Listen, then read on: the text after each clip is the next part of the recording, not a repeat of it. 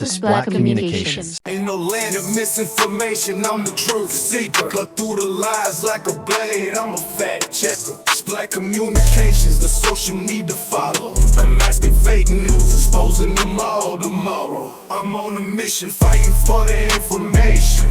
No room for deception, it's time for retaliation. Splat Communications, we set the record straight. Real news, no filters, just the facts we dedicate. Fake news spreading like an epidemic outbreak, but I won't back down, I'll be the one to make them choke. Splat Communications, not that relevant until exposing all the lies. Watch them burn in hell. Hey, I'm Angela, and welcome to Splat News Update, your comprehensive source for the latest and most significant news from the Philippines and around the world. We bring you a succinct roundup of the day's top stories, keeping you informed, engaged, and empowered. From breaking news to in-depth analysis, Splat News Update delivers a concise and balanced views of the pressing issues that impact us all. Our team works tirelessly to bring you the stories that matter. You know we are dedicated to accuracy, veracity, and integrity. Today, we shall dive deep into the office of the Vice President's budget hearing with the House of Representatives, which transpired yesterday.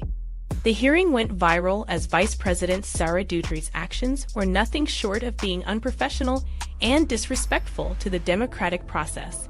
Let us watch the video clip first, and you be the judge. I request that the chairperson of the Finance Committee preside over this hearing.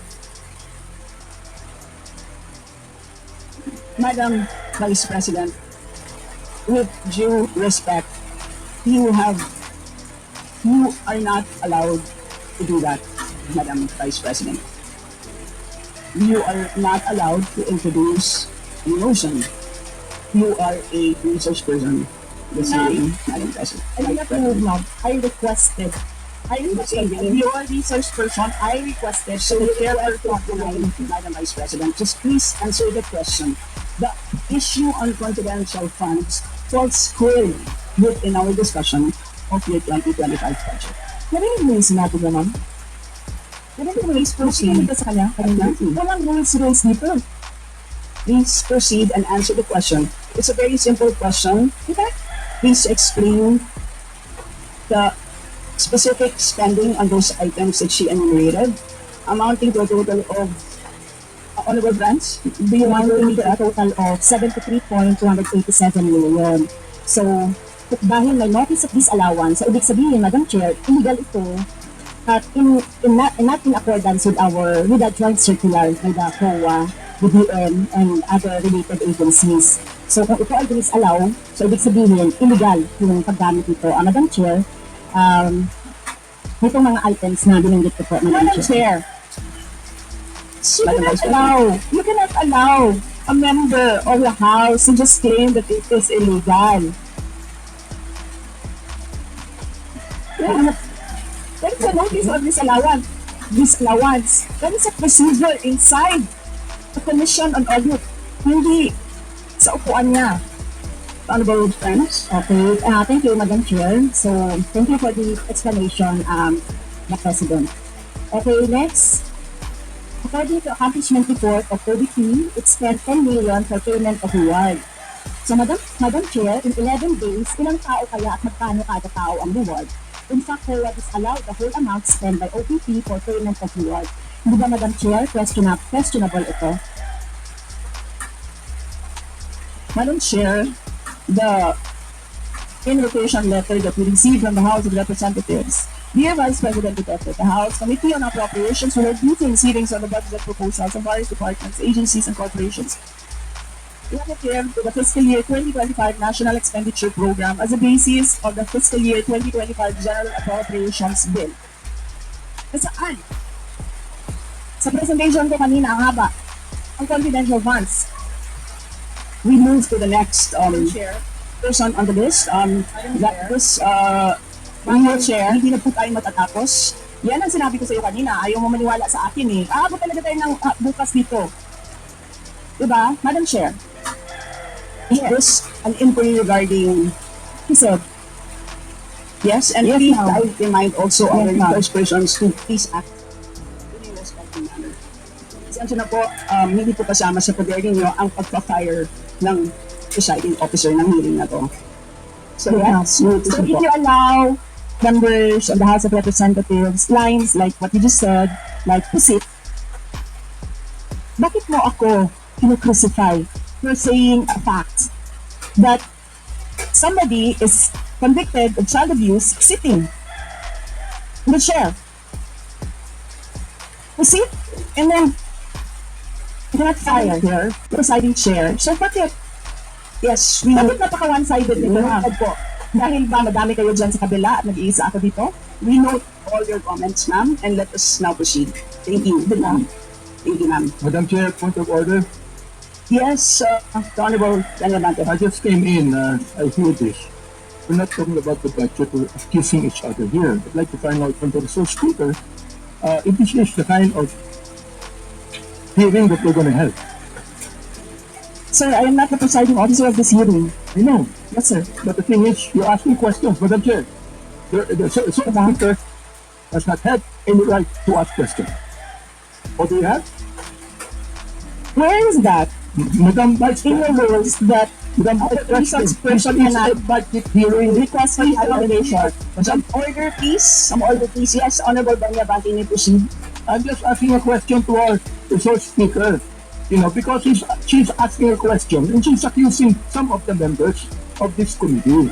I just would like to find out if we are the ones that have the right to ask questions and her right is to answer the questions of the committee. Okay, so Yun po sa akin yung point of order, Madam Chair. Yes. You understand? Yes. Madam Vice President, am I right? No, sir. I'm gonna ask the chair to ask you to clarify what are my accusations. Please wait to be recognized, ma'am. Pasensya na po. So again, I'd like to remind our resource persons that you are here. You're invited to answer, to present, and if you've done that, thank you very much. And at this point in time, you're here to respond to the questions of our members, and we request you to please respond. Since you allowed her a snide comment, you will allow me a snide comment as well. Before we proceed, may I remind both our guests and our resource persons when she said the line, diba? Call your attention, Madam Chair, you did not recognize me. So, ngayon, sasabihin ko na, if you allowed her that, you allowed me a snide comment as well. Madam Chair, you do not understand. Bakit a person convicted of child abuse is still sitting in a seat? Madam Chair, there's a request for the rules of the budget hearings. Gusto mo sagutin ko, ma'am? Yes, madam. This is a hearing for the budget for 2025. Nasaan dito ang confidential funds? Yung tanong mo, confidential funds. Nasaan dito? Honorable friends, at yung continuing questions ka natin noong 2020 for during the last budgets. Hindi na ikaliwanag itong 125 million na alam naman natin na wala ito sa budget ng 2022. So, Madam Chair, sabi naman natin, lahat dito tinatanong no?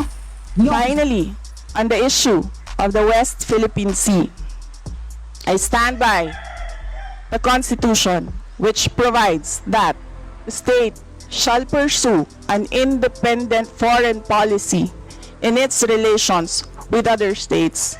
The paramount consideration shall be national sovereignty, territorial integrity, national interest, and the right to self-determination. As Filipinos, we are all in agreement that our claim is firmly anchored on the UN Convention on the Law of the Seas and the 2016 Arbitral Award. But we must also bear in mind that bilateral relations are not dictated by a singular issue or concern like a territorial dispute, but rather by a comprehensive approach that considers the broader context of shared interests and regional stability.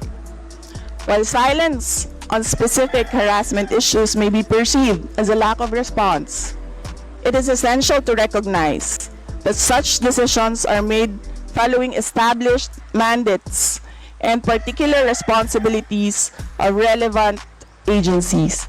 It is well settled that the President is the chief architect of foreign policy. It therefore follows that appropriate agencies are tasked with addressing and implementing measures related to our foreign policy positions and principles. As a reserve officer of the Armed Forces of the Philippines, I sincerely appreciate the sacrifices made by our uniformed personnel in the service of our national interests.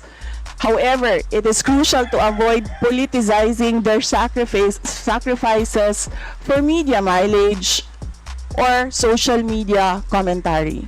Instead, we should focus on ensuring that their efforts are recognized and valued in a manner that respects their contributions and upholds the dignity of their service, which we in the OVP continue to do and have always chosen to do away with the cameras. As a public servant, the Vice President should know that her position demands accountability, transparency, and respect to the institutions that holds these values. Instead, her behavior during the hearing reflected a blatant disregard for these principles. From the outset, her dismissive attitude towards legitimate questions posed by the members of Congress was evident. Rather than engaging in constructive dialogue and providing clear, concise answers, Duterte often resorted to evasive and, at times, hostile responses. This not only undermined the purpose of the hearing, but also disrespected the legislative body's role in scrutinizing public expenditures, an essential mechanism in any democracy. Her inability or unwillingness to provide detailed explanations for budget allocations raised serious concerns about the transparency of the OVP spending. It is the duty of any public official to be fully informed and ready to justify their office's budget, especially when dealing with taxpayers' money. Duterte's apparent indifference to this responsibility not only reflects poorly on her, but also erodes public trust in the institution she represents. We deserve a better Vice President. What can you say? Kindly share your thoughts in the comment section. We hope you learned something new today. In behalf of the entire Splat Communications team, thank you. Till next time. Please pray for world peace, please pray for the Philippines and the Filipinos. Stay safe. Rosa out. Bye. In a world unfolding, where stories come alive, amidst the chaos, there's a truth we strive. Splat communication, the voice that breaks the mold, reliable and relevant. We're here to unfold, yeah, breaking down the walls, moving side by side. Black communications, our truth we can't hide. We're the source you lean on, reliable and strong. It's your news from us, where you truly belong. In every headline written, stories that we tell, the captivating moments that life compels. Through the lens of proof, we capture every scene. Sky communications, where facts intervene. Yeah.